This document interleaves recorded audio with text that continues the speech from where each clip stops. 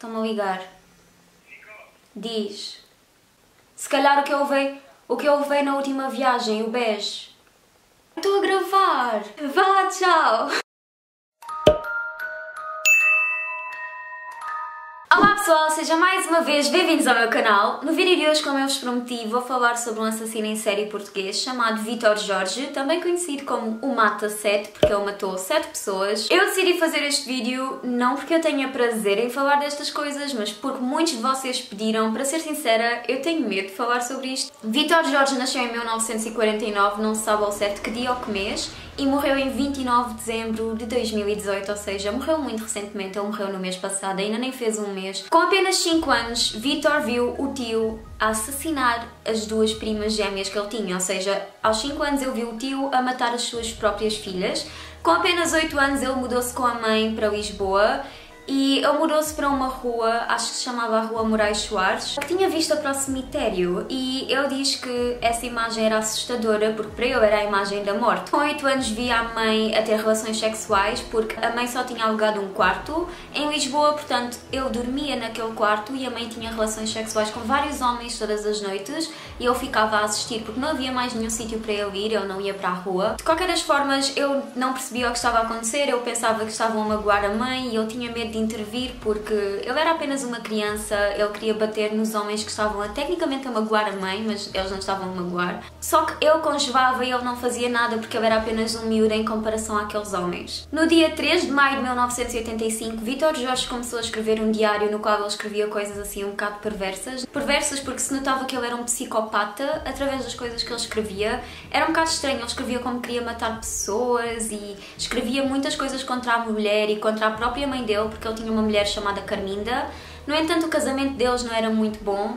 Não era muito bom, não. Era horrível. Eles apenas casaram-se porque a Carminda engravidou e ele, como homem, viu a obrigação de casar com ela, apesar de não gostar dela. Apesar de ele ter casado com ela, ele pediu que ela abortasse do bebê porque ele não queria ser pai, especialmente pai de uma criança que ele provavelmente não ia gostar. No entanto, ela recusou e disse que não ia abortar e não abortou. Então eles tiveram uma filha chamada Anabela. Quando a filha cresceu, a Anabela, em 1986, ela virou-se para os pais e disse que ela queria namorar com um homem de 23 anos que tinha um filho de 7 anos e o pai disse que não queria que ela namorasse com esse homem. No entanto, a filha, Anabela, respondeu que ele não a podia impedir porque ela gostava mesmo muito do rapaz com quem ela namorava. Só para vocês terem noção, ele tinha 23 anos e ela tinha 16 em 1986 e Vítor Jorge decidiu que ia começar a seguir a filha para saber o rapaz com quem ela namorava. O rapaz sentiu-se ameaçado, o rapaz decidiu afastar-se porque pensava que o pai dela lhe podia fazer mal. Em adulto, ele era contínuo e cobrador no Banco Espírito Santo e ele também tirava fotografias, ou seja, ele era fotógrafo em casamentos e batizados quando tinha horas livres. Agora vamos passar à parte que provavelmente vos interessa mais. Ele é conhecido por ser um assassino em série português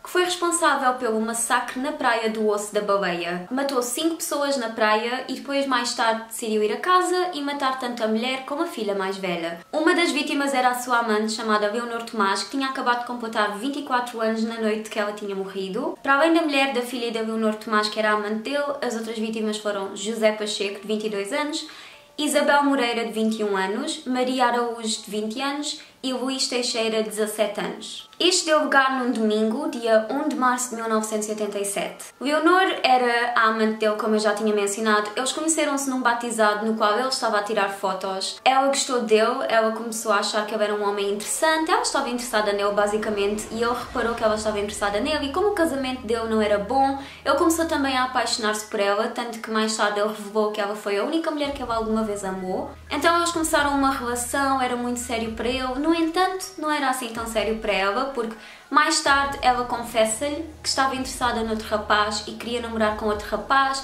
e que aquilo que tinha acontecido entre eles era apenas uma brincadeira. Portanto, ela provavelmente sentiu-se culpada por lhe dizer isso, então convidou-o para a festa de aniversário dela. A festa de aniversário dela era perto da praia do Osso da Baleia, portanto, eles estavam perto da praia, estavam lá várias pessoas para além daqueles que foram assassinados, mesmo muitas pessoas. No entanto, começaram a diminuir e a diminuir e a diminuir, até que ficaram apenas as pessoas que acabaram por morrer, mais o Vítor Jorge.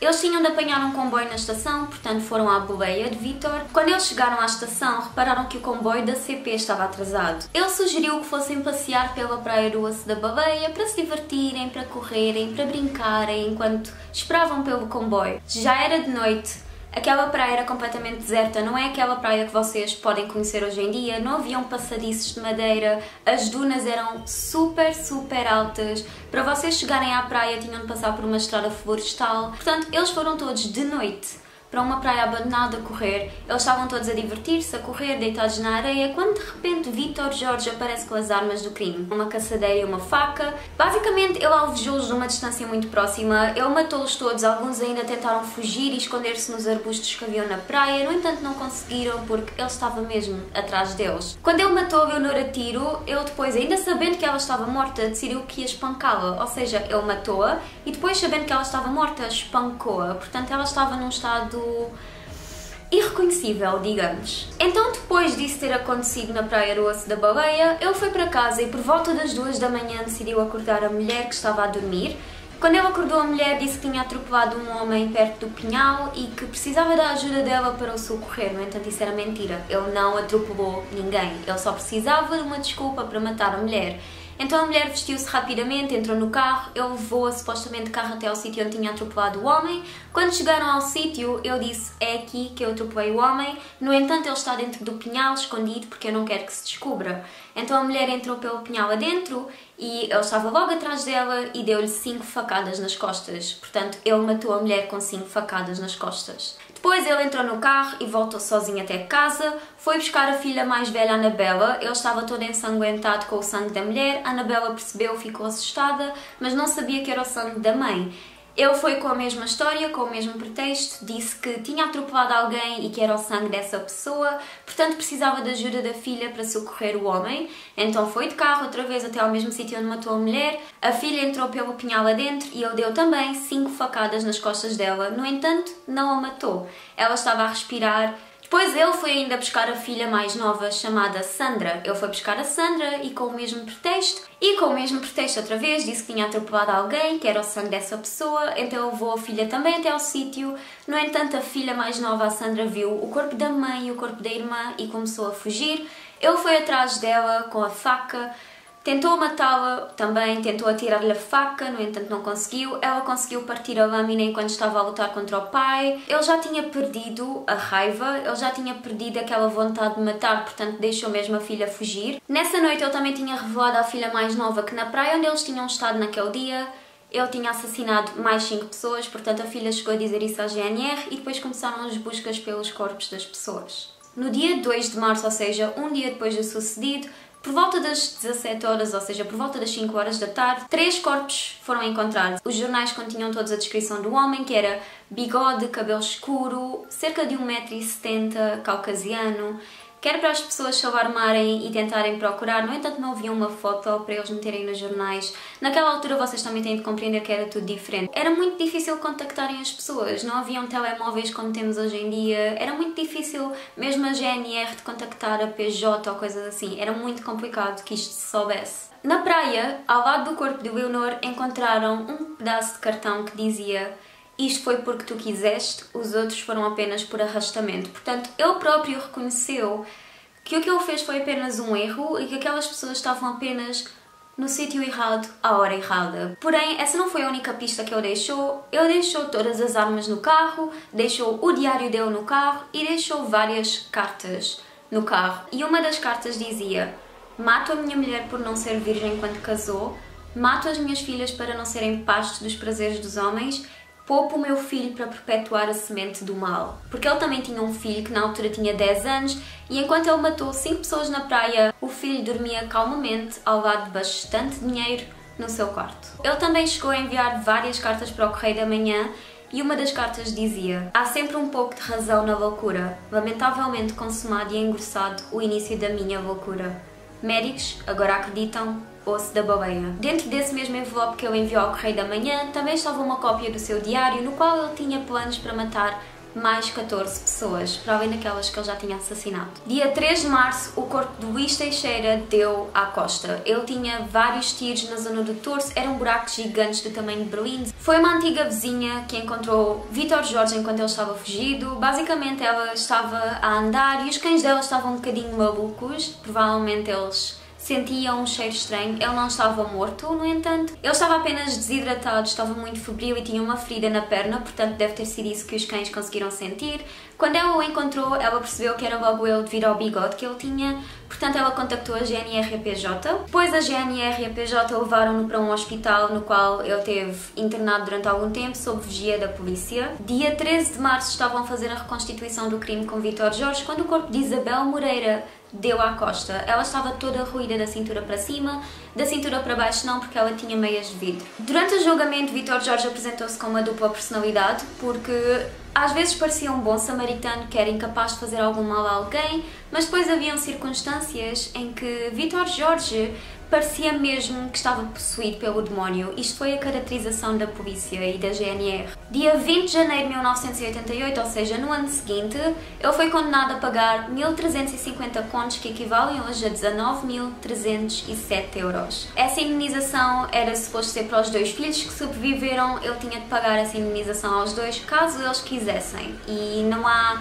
nada que diga que eles quiseram a indenização, não se sabe se eles aceitaram ou não. Ele foi sentenciado apenas a 20 anos de prisão, do qual ele apenas cumpriu 14 anos e 6 meses devido a bom comportamento. O que eu estava a dizer é que desses 20 anos a que ele foi sentenciado, ele apenas cumpriu 14 anos e 6 meses da pena por bom comportamento na prisão. Ele ajudava os reclusos, ele participou no coro da prisão, ele fazia montes de coisas para os reclusos, tirava fotografias na prisão. Ele fez muitas coisas na prisão e ele não tinha qualquer indício de continuar a ser um psicopata, porque ele era acompanhado por uma psicóloga e por um terapeuta, portanto ele não tinha qualquer indício de que continuasse a ser um louco. Dia 3 de outubro de 2003 foi quando a sua pena chegou ao fim, no entanto foi um dia mais cedo, a pena dele chegou um dia mais cedo ao fim, porque eles não queriam que a imprensa soubesse e que estivessem em cima dele, portanto ele saiu um dia mais cedo da prisão para despistarem a imprensa. Recomeçou a vir ao mudar-se para Córcega, ele depois teve uma vida bastante calma, tentou fazer montes de coisas normais, não fez assim nada de importante. Na sua nova vida, tecnicamente em França, ele tentou suicidar-se várias vezes com muitos medicamentos e com gás, e foi acompanhado também por terapeutas e por psicólogos ao longo da vida inteira. A 29 de dezembro de 2018, o corpo de Vítor Jorge foi encontrado em casa. E foi assim que a história acabou. Eu não sei o que é que vocês acharam desta história. Eu acho que é muito macabra o facto de ele ter assim um género de trauma em relação às mulheres. Mesmo os psicólogos dele diziam que ele não era um psicopata, que ele era apenas traumatizado. Eu não estou a tirar psicologia, nem criminologia, nem direito, ao contrário do que muitos de vocês pensam. Eu estou na faculdade de letras, portanto isto não é a minha área. Eu apenas gosto de ver estas coisas. Digam-me o que acharam nos comentários lá em baixo. Não se esqueçam que os próximos vídeos vão ser pré-gravados porque eu vou estar a viajar. Muitos de vocês ainda não perceberam isto. Eu vou gravar agora a seguir a estes os próximos vídeos. E estes vídeos vão ficar agendados no YouTube, que é para depois eles saírem sozinhos, ou seja, o YouTube vai meter os vídeos por mim. Se vocês quiserem saber para onde eu vou viajar, sigam-me no Instagram, porque eu vou fazer uma sondagem quando estiver no aeroporto para onde vocês acham que eu vou e acho que há alguns que vão acertar. Eu espero que vocês tenham gostado, então adeus e até ao próximo sábado.